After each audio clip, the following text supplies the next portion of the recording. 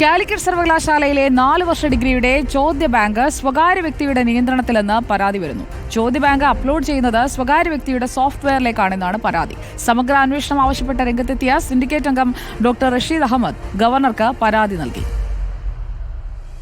Calicut university 4 വർഷ degree പ്രോഗ്രാമിന് തയ്യാറാക്കുന്ന ചോദ്യ ബാങ്ക് സ്വകാര്യ വ്യക്തിയുടെ സോഫ്റ്റ്വെയറിലേക്കാണ് അപ്ലോഡ് ചെയ്തുകൊണ്ടിരിക്കുന്നത്.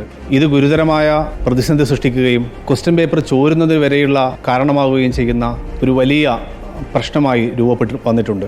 യൂണിവേഴ്സിറ്റിയിൽ 100-ലധികം സോഫ്റ്റ്വെയർ ഡെവലപ്മെൻറ്റ് മേഖലയിൽ പ്രവർത്തിക്കുന്ന ഉദ്യോഗസ്ഥരുണ്ടായിട്ടും യാതൊരു തരത്തിലുള്ള ചർച്ചയുമില്ലാതെ, ഒരു ടെൻഡർ നടപടികളുമില്ലാതെ സ്വകാര്യ വ്യക്തിയെ ഏൽപ്പിച്ചിരിക്കുകയാണ് ക്വസ്റ്റ്യൻ പേപ്പർ തയ്യാറാക്കുന്ന വളരെ പ്രധാനപ്പെട്ട ചുമതല. ക്വസ്റ്റ്യൻ പേപ്പർ തയ്യാറാക്കുന്ന ചുമതലയും ചോദ്യ ബാങ്ക് സൂക്ഷിക്കുന്ന ചുമതലയും സ്വകാര്യ വ്യക്തിയെ ഏൽപ്പിച്ച നടപടി യൂണിവേഴ്സിറ്റി പുനഃപരിശോധിക്കണം.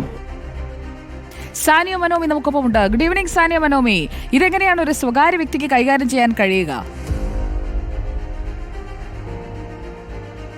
അതാണ് ഏറ്റവും ഞെട്ടിക്കുന്ന ഒരു കാര്യം. അതായത് ഈ സർവകലാശാലയിലെ അക്കാദമിക് കൗൺസിലും മറ്റും ചേർന്ന് ലക്ഷക്കണക്കിന് രൂപയടക്കം ചെലവാക്കി നിർമ്മിക്കുന്നൊരു സംഗതിയാണ് ഈ ചോദ്യപേപ്പർ എന്ന് പറയുന്നത്. മാത്രമല്ല അതിന് ദിവസങ്ങളോളമുള്ള ക്യാമ്പുകൾ ഉണ്ടാകും. അത്തരത്തിൽ ഒരു വീഴ്ചയും സംഭവിക്കാതെ ഉണ്ടാക്കുന്ന ചോദ്യ ബാങ്ക് ഉണ്ട്. ആ ചോദ്യ ബാങ്കാണ് ഇപ്പോൾ സ്വകാര്യ വ്യക്തിയുടെ നിയന്ത്രണത്തിലേക്ക് മാറ്റിയിരിക്കുന്നത്. ആ ചോദ്യ ബാങ്കിൽ നിന്നുള്ള ചോദ്യങ്ങൾ അല്ലെങ്കിൽ അതുമായി ബന്ധപ്പെട്ട ചോദ്യങ്ങളൊക്കെയാണ് സാധാരണ പരീക്ഷയ്ക്ക് ചോദിക്കാറുള്ളത്. അത്തരത്തിൽ ഈ ചോദ്യ ബാങ്ക് സൂക്ഷിക്കുന്നത് ഒരു സ്വകാര്യ വ്യക്തിയുടെ സോഫ്റ്റ്വെയറിലേക്കാവുമ്പോൾ ആ ചോദ്യപേപ്പറും ചോദ്യ ബാങ്കും ഒക്കെ ചോരാനുള്ള സാധ്യത വളരെ കൂടുതലാണെന്നാണ് ഇപ്പോൾ ആരോപണം ഉയരുന്നത്. മാത്രവുമല്ല കാലിക്കറ്റ് യൂണിവേഴ്സിറ്റിയിലെ പരീക്ഷകളെക്കുറിച്ചൊക്കെ നേരത്തെയും പലപ്പോഴും ആരോപണം ഉയരുന്നൊരു സാഹചര്യം ഉണ്ടായിരുന്നു. ആ സാഹചര്യത്തിൽ ഇതെങ്ങനെയാണ് സ്വകാര്യ വ്യക്തിക്ക് കൊടുക്കുക എന്ന് നമുക്കും വലിയ വ്യക്തതയില്ല എന്നുള്ളതാണ്.